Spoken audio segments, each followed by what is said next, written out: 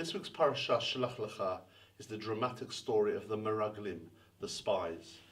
Moshe agrees to send 12 spies, important individuals, into Eretz Canaan, the land of Canaan or Canaan, and they go in, they see the land, see the people, and when they come back and give report, it now appears that 10 of the spies, 10 of the individuals, decide clearly that it is going to be too much to go into the land.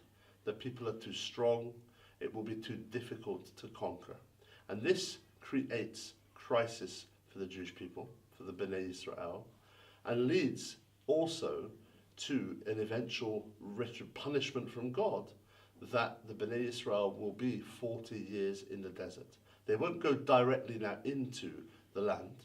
They will have to wait 40 years, 1 year for each of the days they spied out the land. Now in Hebrew, the word for spying, as we're told, is latur. Shlach lecha anashim, you should send people, v'yaturu et Eretz Canaan, and they should spy out the land of Israel. And so we call them spies. They should go in and they should see the land of Israel. What's really interesting is that at the end of the parsha, we have the third paragraph of the Shema, which is said morning and evening every day. And in that paragraph we're told, V'lo taturu achrei levavchem v'achrei einechem. Don't spy after your heart and your eye. The same word.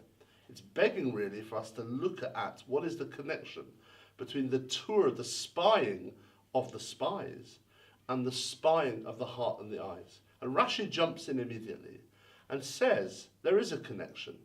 And he puts it this way.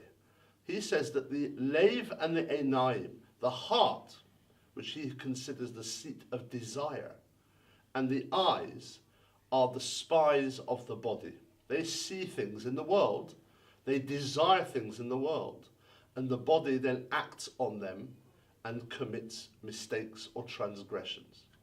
That's really interesting. Firstly, looking at the connection of the word, and in a way, developing what we might call a behavioralist approach. Because I might say, hey, if the eyes and the heart are looking and spying out things in the world, don't look. Don't desire. If you don't look, you won't cascade down a series of consequences that I look and see something, I then desire, and then I act on that basis. But I'm not sure that's necessarily the way forward, because we live in a world. We can't, in a sense, avoid what we see in our world. It might not be healthy to avoid the world in its entirety. And what's interesting again is that the Torah is developing a behavioralist model.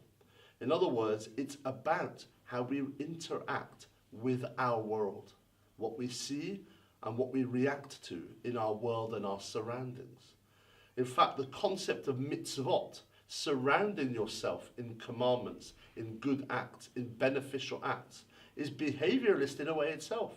If I do mitzvot, if I surround myself in good, proper, decent, moral, ethical, however we want to put it, acts, that itself will affect how I react to the world. That will prime, that will give me the environment in which to act as a good and ethical person. So that's really interesting today, looking at Shelach Lecha as giving us a behavioralist approach, not a cognitive approach, and not one that we might say bases itself on the subconscious and on what happens in the past. I think there's room for them too.